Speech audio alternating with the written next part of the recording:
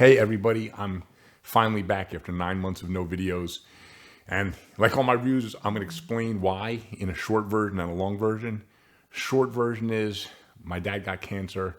I cared for him. I watched him die. And after that, I was honestly just debilitated. I couldn't do anything. And that's the short version. Long version where I talk about it a little bit more is coming up. So if you've been through it, you might want to hear what I went through. If you haven't been through it, it might prepare you for what you might unfortunately go through one day. But let me also talk about the channel. So I'm back. I have reviews of the Mars 4 DLP coming up.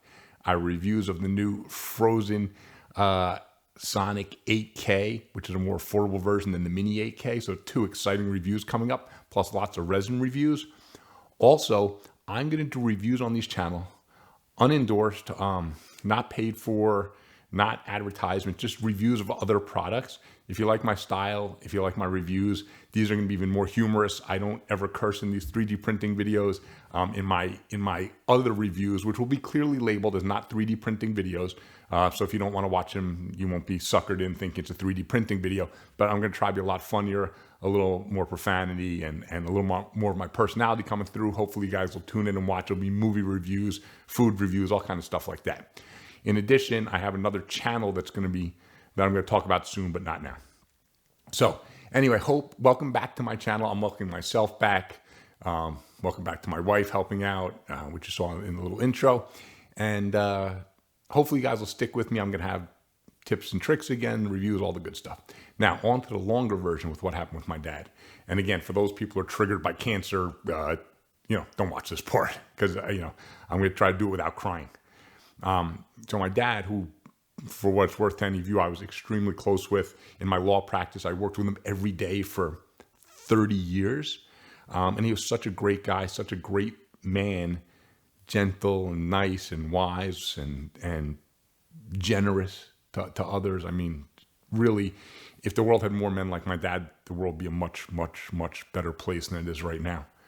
Anyway, he was always super incredibly healthy, very strong, physically fit man. Even at 84, he was golfing 3 times a week and shooting below 80, shooting below his age, well below his age, which is incredible. He could still drive a golf ball 250 yards at that age. So he was a strong guy.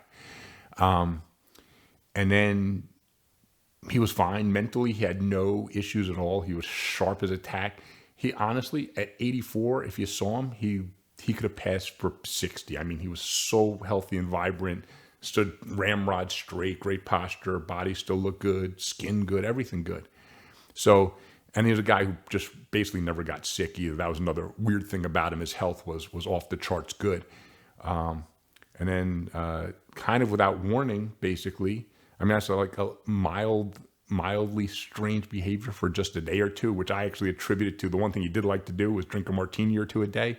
So he had some little kind of weird-ish behavior for a day or 2, which I attribute to him having drink a few martinis. It was nothing like too far out of the ordinary.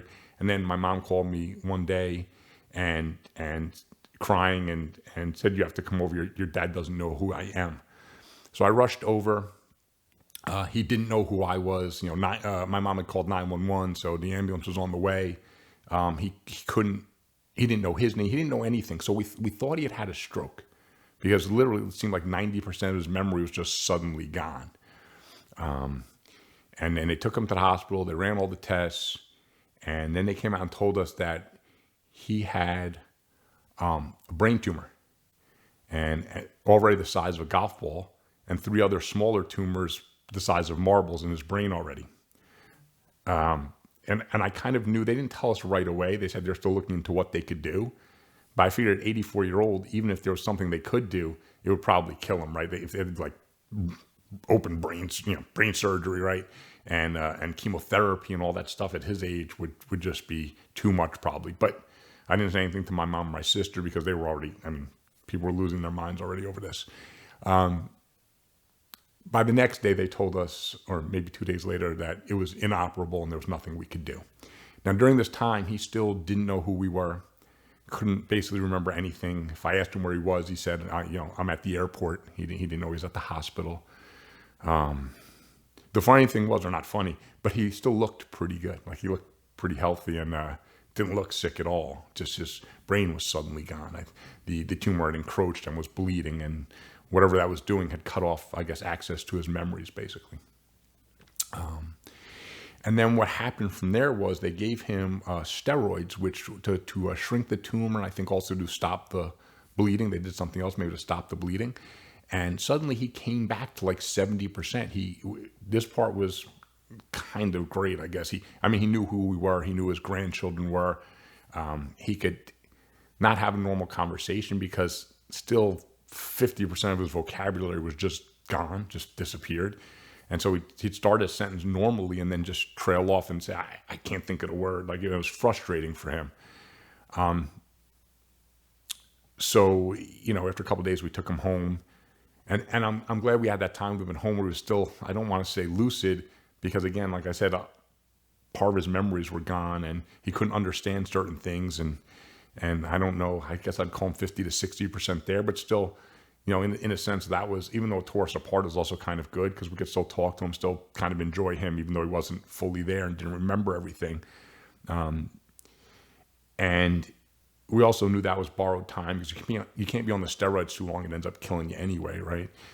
So we knew we only had, they told us anywhere from like a month to maybe 6 months when we took him home. And honestly, sitting here, I can't remember how long it really was. Maybe it lasted 3 or 4 months after that.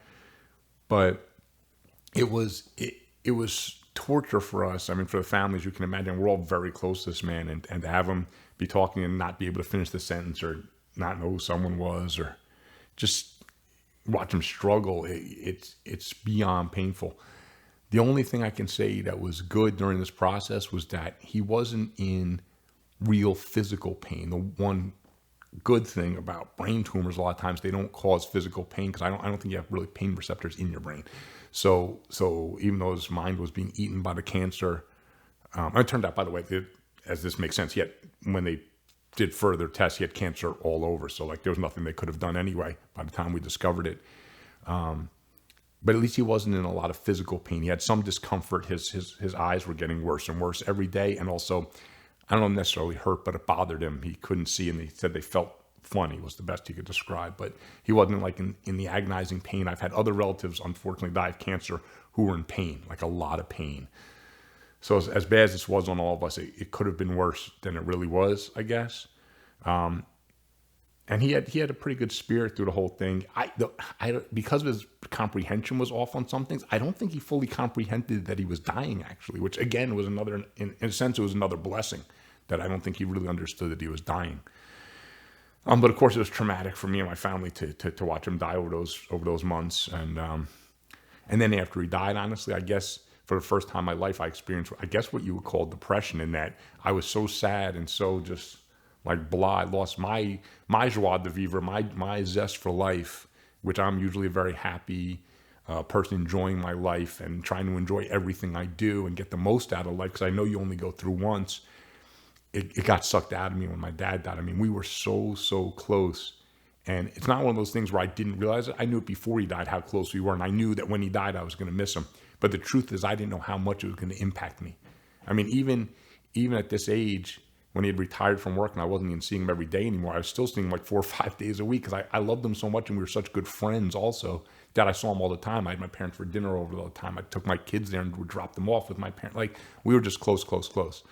So it's left a hole in my life that I thought being older I'd be able to deal with it better. And I've watched a lot of people die, even some people pretty close to me. And I lost a friend in 9/11 even. So I thought, and I'd been trying to mentally prepare myself for either my mom or dad to die, because they're both in their 80s. And we all know anything can happen at any time when someone's that old. So I thought with my advanced age and their advanced age that when something happened, I knew it would hurt, but I thought I'd be able to deal with it pretty well. And I was just dead wrong. I couldn't deal with it. It wasn't like I was in denial, but that's how I felt like all the time. That's why I haven't made videos. That's why you didn't see me between the months of caring for my dad. I couldn't make videos during that time.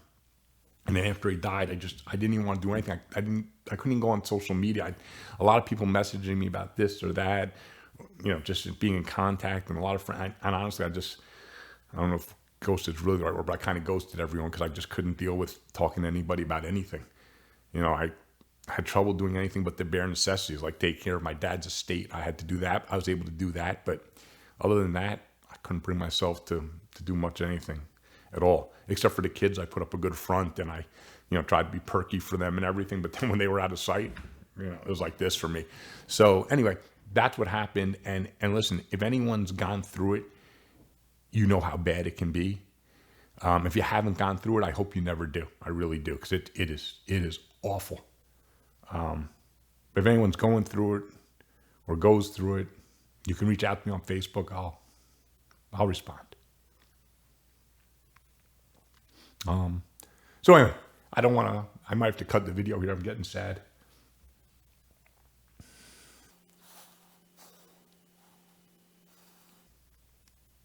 Okay, so that's it. The channel's back. I'm coming back. You're going to see a ton of videos. Like I said, you're going to see a ton of unrelated reviews, which I hope people will tune in for, and I hope will be fun for you guys. I'm going to try to have fun making those reviews, and maybe my wife will be able to help me more in those reviews, and she can even have a speaking part and everything. So we'll see if she wants to participate or not in that stuff. Unfortunately, a lot of the movies I watch after she passes out, and then I'm watching like bad horror movies. So when I review those, I have a feeling she won't be a part of that unless I get a shot of her, snoring away on the pillow there. Anyway, thanks for watching. I'm back. Please check back in on the channel, because I'm going to have videos regularly like I used to. I'm going to get everything is finally getting back to normal after I was able to overcome my inertia and my sadness. So again, thanks for watching, and happy 3D printing.